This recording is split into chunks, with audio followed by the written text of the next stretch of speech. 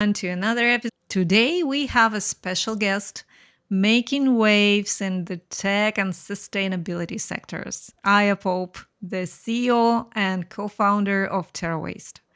Anna's Hello. journey, hi. Anna's journey is a fascinating blend of communication science, leadership, and cutting edge technology. We will dive into how her diverse skills shape her approach to leadership and how she manages the pressures of running a deep tech startup. So let's get started.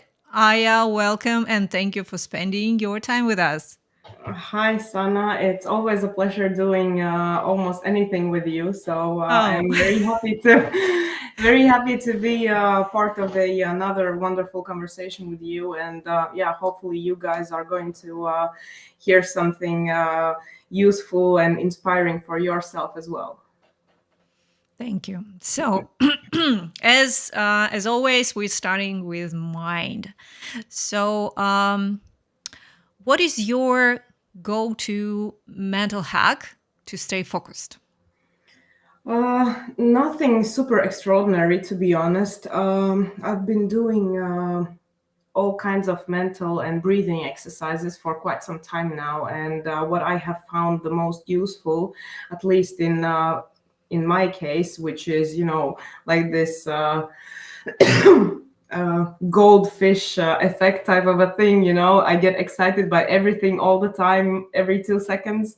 So the best thing for me is actually breathing exercises. So usually when I start to feel like distracted or bored by something, then I turn off everything and just spend breathing like 3 to 5 minutes, or maybe even 10 minutes if it's necessary, depending on my state of mind. So just basically retrieving your thoughts and everything within yourself and focusing on the breath, and yeah, breathing for a couple of minutes until you feel calm and focused once again. uh, so yeah, usually that helps. In the worst case scenario, if I feel that even after 10 minutes my mind is still like this little monkey doing the dishes, then I just get up and go for a walk and just allow my mind to wander around, and then come back to the table again, doing a little bit of a breathing, and then starting to do whatever was so whatever I was supposed to do. The toughest challenge actually is if you have to get your mind focused between between the meetings, which can be a little bit challenging because there's limited time there. But yeah, I mean, I have found that breathing exercises actually work the best, at least in my scenario. For others, it might be, writing in a notebook for a bit, just to get the thoughts on the paper and get a little bit more organized, or I don't know, maybe staring into the I don't know, painting outside the window, or look at children playing, whatever gets your mind switched off for a bit, so that you can restart and focus on yeah, whatever you have to do at the moment. Yeah, that's a great one. So working in a startup, it's like stressful environment, right? So how do you handle stress in especially in this so challenging field as waste recycling tech? Oh, actually, I wouldn't want to divide different types of industries in terms of startups, because you and I both know that every single one of the startup founders experience an enormous amount of stress, not Yeah. even not considering even if they are working for an app or a recycling tech, space tech, or even figuring out new computing systems, whatever. It's always a very stressful endeavor, and startup founders are very familiar with the term burnout, right? So Yeah. I managed to burn out 1.5 times. Luckily for me, the half time happened after I had worked with you, Sana, on my mental and mental strength and business management, etc. So I managed to control myself the second time and not burn out and take a pause when I actually needed to.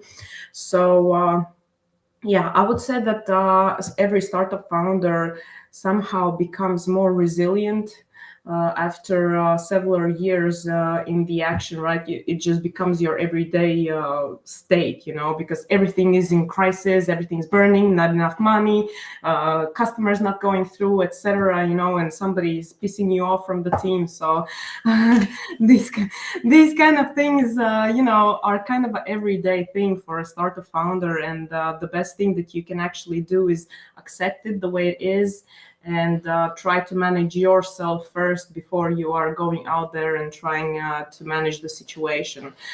Because one of the I'm not really a fond of this expression, but one of my colleagues actually said, "Don't stress about the problems; they have a tendency of resolving themselves."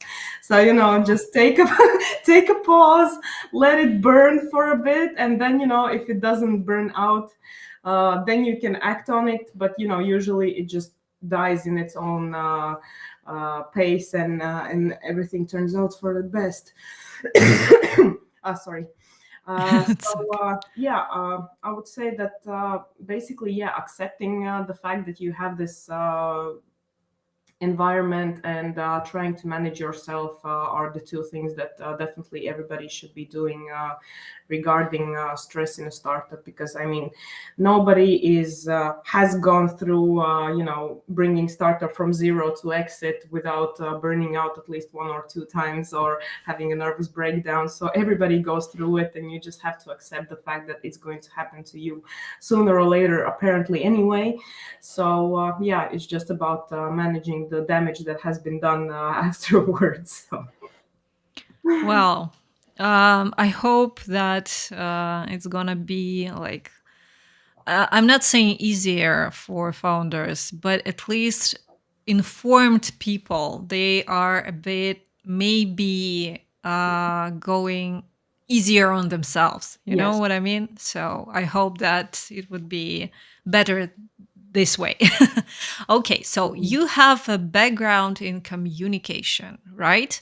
So can you share maybe examples how this background helped you make business decisions? I would say it's a combination of characteristics of a person of mine. The way I just am, and the second part is the background of education that I have received. Right. I think that mostly what has helped me is to negotiate relatively difficult situations, either between team members or with a customer or a potential investor. So this is where the background in communication has actually helped me. Like conflict resolution, for example.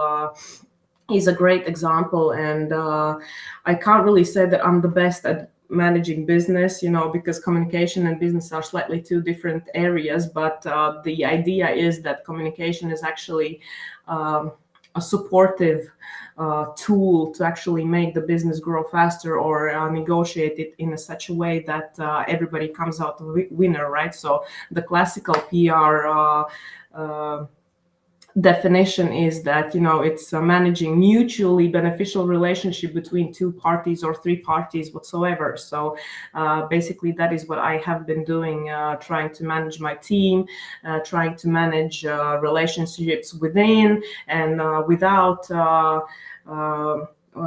company to third parties. And this is actually the thing that has helped me. And another thing that I would like to mention is probably just this skill of bringing out the story, and saying what we actually want to say about our business, and what we want the auditory and the third parties to understand about what we are doing, and what is our aim and goal, etc. So I have found that yeah, my previous experience has actually helped me to bring this story over to third parties. Because sorry. So the third parties have actually said that they understand what we want to do and they can get behind this. And actually, we increase the amount of people believing in our technology and what we have set out to achieve because of the storytelling. And I would like to thank my background in communications for this. And I suppose my team believes in that as well. They have said quite a few good words about the skill set and what we have achieved with the communication that we have been presenting out there. So I would say those couple of things. Yeah. Mhm. Okay, so emotional intelligence. I believe that this is must have for any leader, right? So you have diverse roles, and can you maybe share how has emotional intelligence impacted your leadership?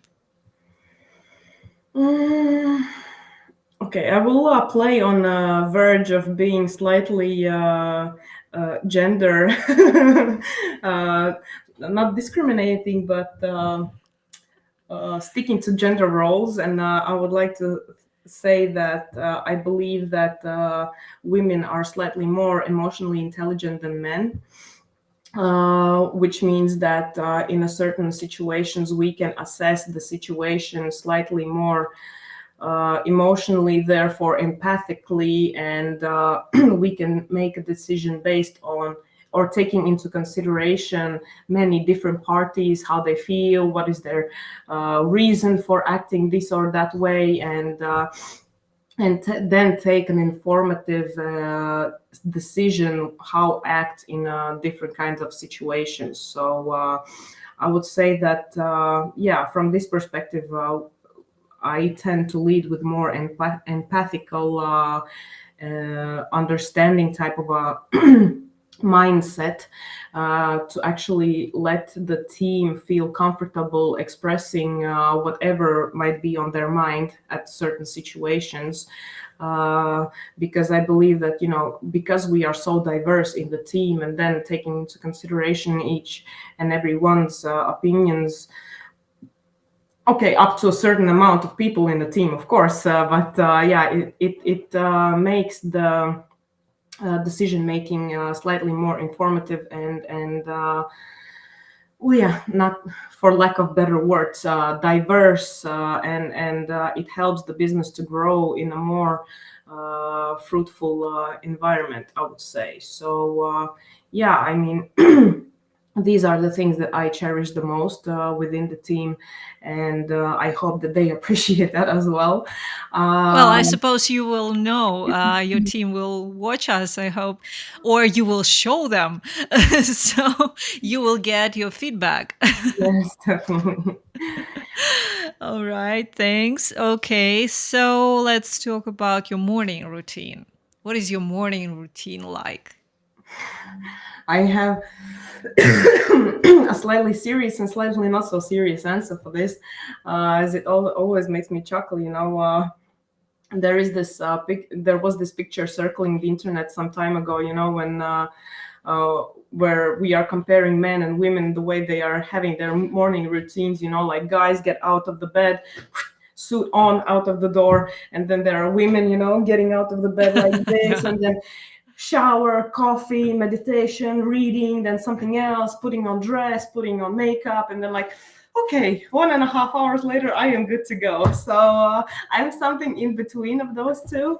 So there are mornings when either I have to be somewhere very early or something, and I really don't have time for anything else. So then it's just getting out of the bed, getting some breakfast in my system, and then out of the door and jumping straight into the day.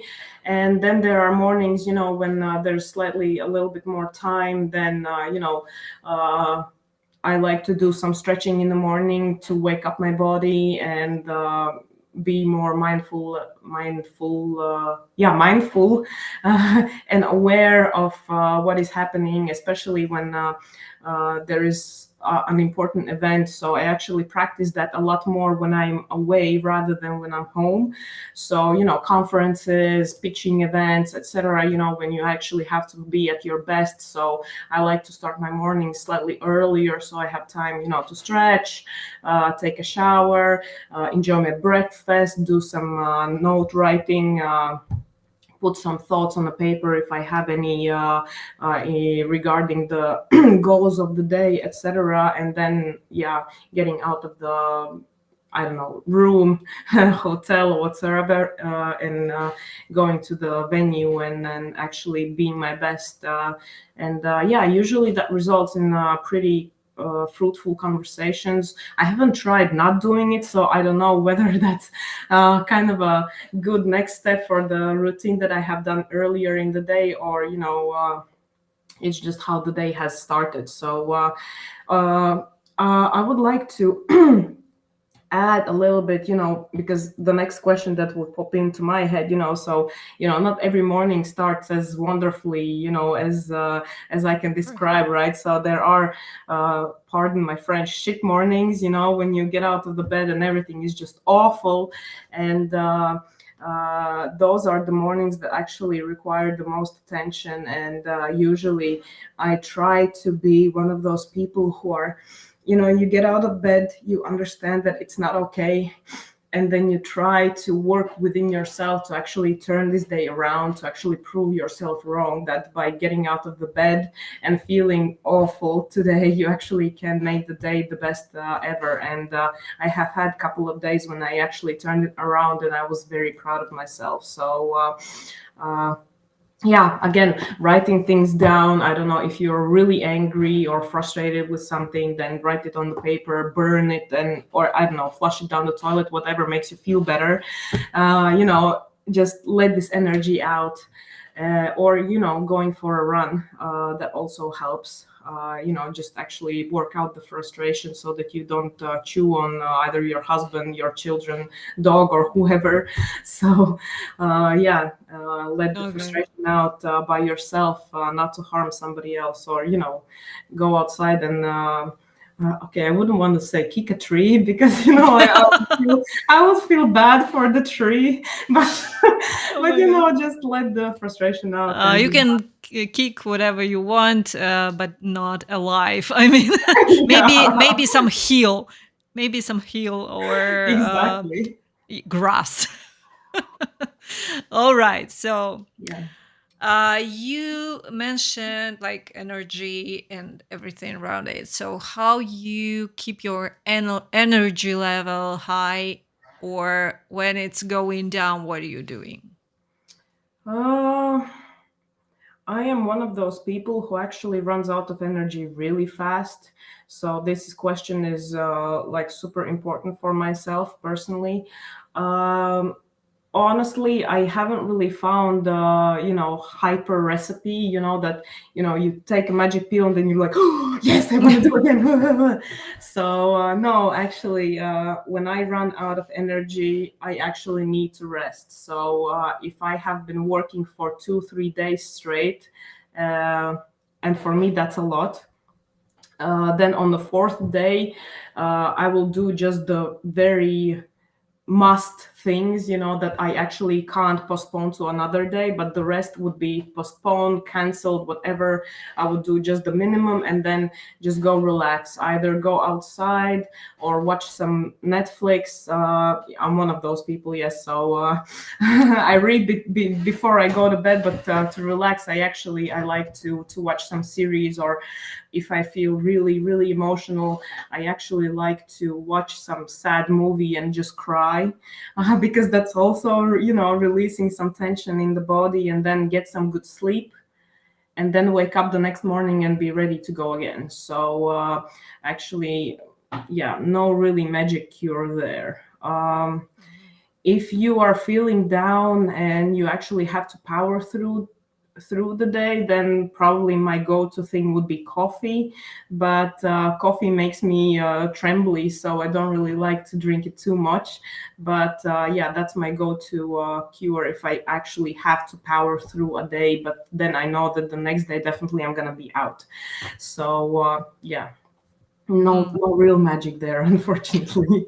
Well, for each and one of us, it's gonna be different things Of because we course. all are different. So, what I will always recommend, like, try things.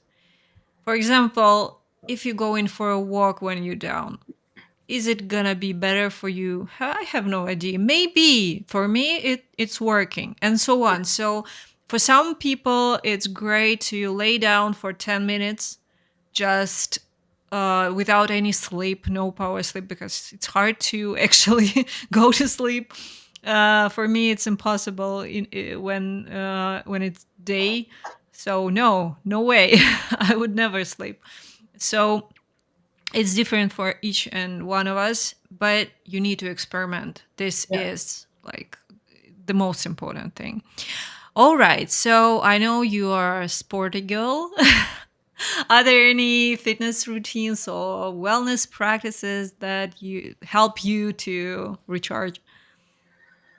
I actually have started working with a personal trainer that I haven't done in a really long time, like really, really like 10 years long time. And I have found that actually, having like a workout body is the thing that works for me because honestly, I'm too lazy to actually work out by myself. I'm one of those people who actually start to work, then I work, work, work, and then I sleep and work, work, work again. And then for me to get out of the house or the office or whatever, I actually need some commitment. And then yeah, this commitment to this other person that I have agreed to work out together with actually helps me to structurize my workout routine. So yeah, we do everything starting from flexibility exercises down to okay, cardio do I do by myself because I actually love running. So that I do like 2 times a week, but yeah, like strength training, flexibility training, all kinds of interesting exercises that this trainer can provide actually helps me to feel better in my body. And actually, when you have worked out for an hour or 1 hour and a half, then it's easier to actually sit at the table, and then you're actually happy to sit down and Yeah. start, going through your emails or going through, 3, 4, 5 meetings in a day if you have such a crazy day as well. So, yeah, I mean, definitely cardio because you want to keep your pump healthy and capable. And yeah, then it's all kinds of exercises so that you don't turn into this really, I don't, yeah, yeah, this mouse that is just sitting all the day at the computer and has tension in the shoulders and in the back, and everything hurts. And then when you climb down the stairs, you go like all the time. So Oh, uh, yeah, yeah, yeah, I know the feeling. I know the feeling. But it's actually not just for your heart. Cardio is great for your brains because also the extra oxygen. blood is going there, and it's like, oh, okay, let's go, let's do something smart. I'm ready. So all executive functions of your brain connected to your activities. So Yes, basically, your neuroplasticity, your ability to uh, make decisions, it's yes, connected with like all your body. Basically, you need to move, not just sit. And one more moment is when you have some creativity problem, when you need to solve something, and you're sitting and you're staring into your computer and like nothing changes. Stand up, go out, just brisk walk, 20 minutes or even 10 minutes fast walk. You're gonna be like, you're gonna have your creativity back. So, all right, let's talk about balance. So you are co-founder and CEO of deeptech startup, and it's like, startup is hectic enough, but deep tech, I feel like it's a bit more challenging as far as I've seen. So how you balance your crazy startup job and your personal well-being? As I said, after 1.5 burnouts, you kind of catch on, where is the Well, line that you have to draw, right? but you look great, so tell us. Yeah, well, I'm just returned from the holiday, so it was a really big kick out of my comfort zone. So me and other colleague, we actually went up to Himalayan mountains, and that was something that I had never experienced in my life ever. So that actually helped me to kind of reset my brain. So I'm happy to do the boring email stuff right now for a while. But I would say that this is definitely about setting your boundaries. Because every single day there is going to be something super important, and somebody is going to be, please just today, please read this document, send this over, blah blah blah. And it's like, yeah, every other day it's like super important. And then if you can't draw a line at the end of the day around 6 or even 7 o'clock, when you just really switch everything off and no, that's it, my working day is done, unless somebody has died, I don't want to hear about it. And yeah, that's after burning out the 1.5 time, the half time, I realized that, and that actually the pressure came from my family. They said, I mean, how long are you gonna be sitting at, because yeah, I switched off my computer, but you have your phone and emails are still popping in, and then it's like 9:30 in the evening, right? And you're sitting uh, together with the family and watching some series or something, sipping coffee and replying to emails. So that was how tough or crazy it had gone for me. And then after half a year you realize that you are living your startup life. You're not living your life, you're living the startup's life. And that has become very unhealthy. And I started to actually, yes, draw a line at 6 o'clock, and that's it. I'm not doing work anymore. Because, you still have to go through events and pitching competitions, and of course there's networking and everything, which means that for about 48 hours or 72 8 hours you are all into the startup thing anyway. And if you don't take break on your casual working days, then basically again you are all sucked into the work life, and you have no balance in there. So it's definitely about setting boundaries and understanding what is your time worth. And you can work like crazy for 3 years, but then you have to take into consideration that for approximately next 3 years you're going to be a semi-vegetable basically. So Yeah. is it worth it? Or earning this first million, that 500,000 is going to be spent into psychiatry, all kinds of medication and everything else, that you are going to try to recuperate from yourself just because you were burning out too much. So uh, yeah, if it's too hard, then just plainly put it on a piece of paper, pros and cons about me working late. And I think that those arguments that you can state for yourself are going to show you exactly what it's worth. And it will help you set the life work balance, because in the end you have your own life and health, just once. So make the most of it, and see that you use it in the best way possible, because you're not going to be living for just 7-10 years. For the startup you have 70 years of life, right? And you definitely won't want to spend the last 20 of them like, I can't do this anymore. I have my diamond shoes, but Well, that's true. But many times I've heard about this toxic productivity. And because I work with like peak performance, so people want to achieve more, achieve big things. Many people are mixing this toxic productivity with actual peak performance, because this is absolutely different things. yes, So you cannot just hustle and everything is going to be okay, even if you're 18 years old. yes, No, it doesn't work this way. Your brain cannot focus for a long time, your body will just say, okay, bye-bye, Yeah. I'm going away. So, and brain executive function, they have limited capacity at when you need to relax. This Yeah. is how we recharge. You need to sleep 8 hours. By the way, can you tell me how you are unwinding at the end of the day? Not to repeat myself. So one was Netflix. I actually like doing that. Second Ay, thing ay, is, ay. Netflix before sleep. Oh my god. Okay. no.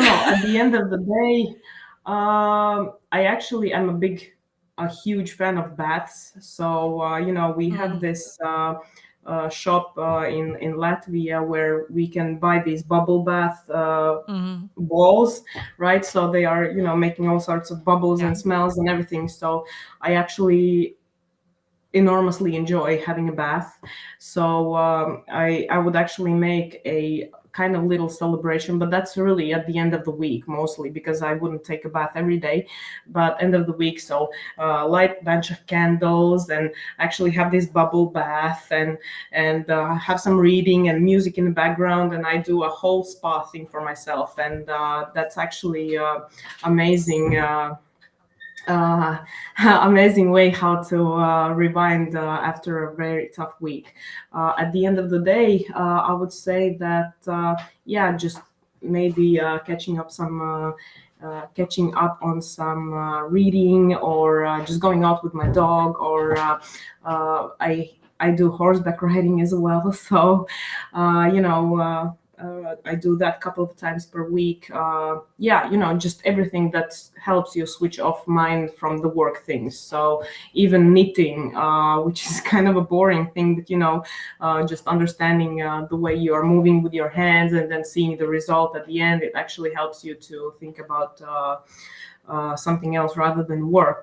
So, I mean, these kind of things, like basically anything else but thinking, talking, or doing anything TerraWaste related. So, yeah. Mhm. All right. So let's talk about a bit about tech. So startup again, it's hard to keep up with everything. How you like keep up with tech trends, with everything that's connected to your work? Uh, well, the first benefit is actually the fact that we are a startup. So we are constantly in the same bubble with all of the newest technologies, and that is a very exciting space where to be. And a lot of corporates can't even experience even the slightest part of that. So, yeah, us being invited to various conversations. Press online, whatever, then events, pitching, conferences, exhibitions, etc. Like we are attending about 10 to 20 different events every year, and I mean, it is hard not to be in line and up to date with what is going on in the industry. So competing with the best startups in the space, those are the ones that we actually have to look out for, right? Because direct competition, etc. So we are actually very aware of what is happening in the industry, and plus, articles here and there. I mean, one of our colleagues at TerraWaste is actually how to put it. Like he's addicted to news and everything related to sustainability, plastics, recycling, etc. So we have a WhatsApp group where he's spamming with new information, like news articles, scientific reports, etc. So we have something to read like every other day. So from that perspective, That's it's useful. also, yes, it's very hard not to be up to date with what is going on in the industry, and new startups popping up, or somebody has won something somewhere or raised money. So we are also aware of all of these news, because I mean, even though the startup ecosystem in Europe is is quite big. It's still an ecosystem, right? So it's kind of a bubble, so everybody's mushing around there somehow, and people are hearing about us, and we are hearing about other startups, and meeting them in various events, and then, oh yeah, I heard about you somewhere, and these, oh yeah, moments are happening more and more often. So Mm. Yeah, the longer you're in ecosystem, yes, it's the easier it gets in terms, not in terms of business, but in terms of recognizability. Yeah. yes. So let's talk about some milestones. What is the biggest goal you achieved with TerraWaste at the moment, and how you get there? Okay. I can't really take myself seriously today. Sorry. So, It's okay. I like it. so first of all, I would say that actually managing to stick through almost 3 years of being a CEO of this company is a big achievement of mine personally. Yeah, the fact that team hasn't kicked me out of the spot yet actually means that I might be doing something okay. Uh, so that is a good achievement in terms of me personally. But regarding TerraWaste, well, we actually signed our first client a month ago, and so that is a very big Congrats. achievement of ours. So Absolutely. first paying customer for TerraWaste, and we are super proud of that. And yeah, I mean, we believe that with this customer and maybe a few others already in the rotation, if you will, yeah, the snowball should start rolling soon enough, and we could actually open our revenue stream for that. So yeah, and I mean, we have a commitment from a place in Austria where we could build our first pilot plant, which is also very exciting. So we actually have a commitment from them, which means that once we are ready to actually execute and build, they have doors open and says, yes, please come in and help us recycle the things that we have here. So yeah, I mean, these few things I would mention as the biggest ones that we have received, apart from going through various acceleration programs and some funding, which is, of course, important. But yeah, I mean, these few are most important ones, I would say. Yeah. I totally agree with you that first paying client is a milestone, not Yes, funding, not fundraising, because many startups mixing things, because fundraising is a tool, yeah, but the client means much, much more. So yes, congrats. thank Congrats. you. I'm so happy for you. And all right. So can you tell maybe how you set and monitor your goals? Uh, that's for me or for TerraWaste? Whatever you like, but I mean, you are TerraWaste too. So you are Okay, yeah. CEO, so please share. That's a fair question. Um, I would say that the goal setting we do together as a team. So that is not something that I do personally as a CEO, because that's what we are, co-founders, right? So that's the four of us in the team that actually make the decisions, and see where TerraWaste can grow the best. So yeah, I mean, we haven't done many because we don't want to change our goals too often, but we have had a couple of brainstorming sessions where we actually align our expectations and understanding of where TerraWaste as a company should go. And yes, basically then we try to limit ourselves within a certain period of time. But this is a startup, especially a deep tech one, where we are not really it, our development doesn't really depend on how fast one can write code, right, as it is for apps or something. So we actually have to do testing and see what the test results are bringing, and can it be applicable to an actual real life case. So these kind of things take time. So that's why, yeah, we are trying to limit ourselves within a scope of period of time, but we are not setting that in stone, because we do realize that it has to be slightly flexible because of a deep tech startup specification. We can't really sprint as fast as maybe some other startups in different industries. So yeah, and tracking, yeah, usually we do weekly meetings and actually see what is the progress and how we are moving towards some short-term goals or long-term goals. So yeah, there was a very interesting research that has been done by Commercialization Reactor here in Latvia. They were kind of testing their own startups that have been created through their program. And what they actually found out was the startups that didn't have the weekly meetings and, catching up on their development, they actually fell apart a lot sooner than the ones that actually had these kind of meetings. And I mean, you would think that, meeting once a week, what's so special about it? But in the end, it actually does a lot. I mean, even the fact that you have to be there Yes.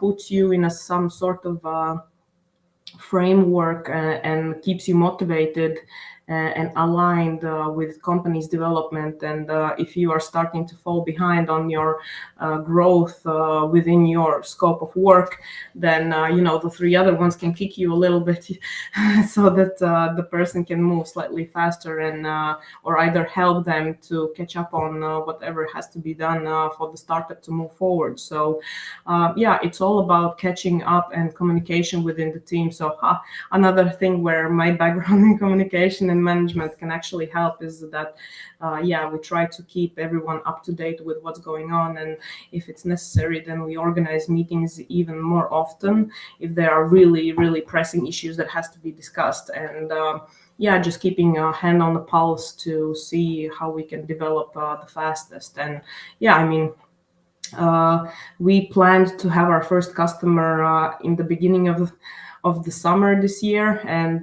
yeah, we just signed the contract a month ago. So these things Well, change. it was change. it was close. It was close. Yeah, right. But these kind of things happen, and nobody Yeah. was judging anybody for that, because the third party is involved, and we can't really influence that to a certain extent. So yeah, I mean, just keeping a hand on the pulse, and then trying to be up to date with what's going on within the team, and yeah, trying to keep everybody aligned with what is our North Star. And we set out it just recently, and now everybody's working towards that, and you actually can feel the company moving forward in one pace. So that's actually a really nice feeling to have. Hmm. All right. So you are 3 years in TerraWaste, and have you had a time when you needed to pivot? Uh, I would say yes, kind of. Well, for us, the biggest challenge was actually to find a waste stream to work with, because our technology is so diverse, I would say, in terms of what we can recycle, starting from bio waste, textile, plastics, ocean waste, even, right? So there are a lot of different things that we can do with it. And for us, the biggest challenge was to actually nail down one niche that we want to explore and just go with it until we either succeed or hit a dead end, and then we can try another one. And it took us 1.5 years actually to figure that out, out of three. So that wasn't an easy road. And yeah, once we understood what is the challenge that we want to solve, which is this plastic waste recycling that we are tackling at the moment, yeah, the next thing was to actually collaborate with a scientific partner to actually execute a little bit more deeper tests that we hadn't done before. And now we are already done and starting to prepare for patent applications as well. So I mean, That was the thing that actually made us pivot and understand. And the second thing was actually regarding our business model. So either we want to be a recyclers or oil producers or engineering manufacturing company or tech company that actually license out the technology. So this was another thing that we understood a little bit later down the road even. And this was a decision that we made just recently, that we wouldn't want to be a waste management company.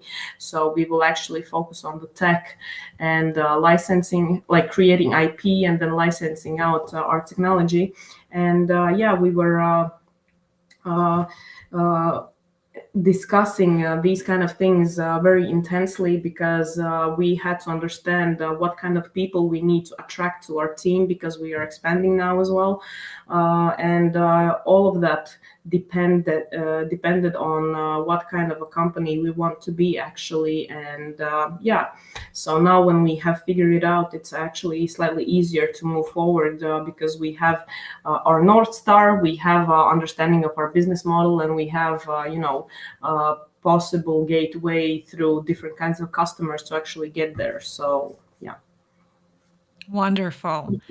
So, can you share your top advice for someone looking to excel in startup world?